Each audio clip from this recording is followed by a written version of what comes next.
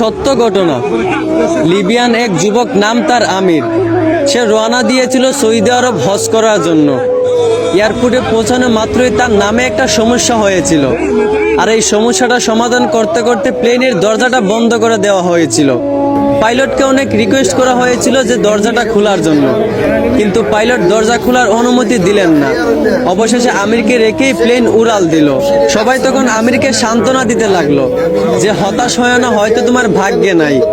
আমির তখন বলল, আমি হতাশ হই নাই, আমি মন থেকে খাঁটি নিয়ত করেছি, অবশ্যই আল্লাহ আমার এই আশা পূরণ করবেন।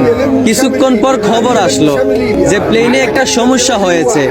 আবারও প্লেনটা এয়ারপোর্টে ফিরে আসলো। এয়ারপোর্টে আসার পর প্লেনের সমস্যাটা সমাধান করার পর আবারও পাইলটকে রিকোয়েস্ট করা হলো দরজাটা খুলে দেওয়ার জন্য, কিন্তু পাইলট আবারও আমিরকে না নিয়েই প্লেন নিয়ে উড়াল দিল। আবারও সবাই আমিরকে সান্ত্বনা দিতে লাগলো যে হতাশ হয় না, হয়তো তোমার কপালে নাই। আমির আবার বলল, আমি মন থেকে খাঁটি নিয়ত করেছি, আমি হতাশ হইনি, আমি আল্লাহর উপর ভরসা রেখেছি, অবশ্যই আল্লাহ আমার মনের আশা পূরণ করবেন। কিছুক্ষণ পর আবার খবর আসলো প্লেনের মধ্যে আবারও একটা সমস্যা দেখা দিয়েছে। প্লেনটা আবারও এয়ারপোর্টে ফিরে আসলো। আবারও প্লেনটার সমস্যা সমাধান করার পর এবার পাইলট নিজেই বলল, আমির কোথায়, দরজা খুলে দাও। আমিরকে না নিয়ে আমি প্লেন নিয়ে উড়াল দিব না। তারপর প্লেনের দরজা খুলে আমিরকে প্লেনে উঠানো হলো।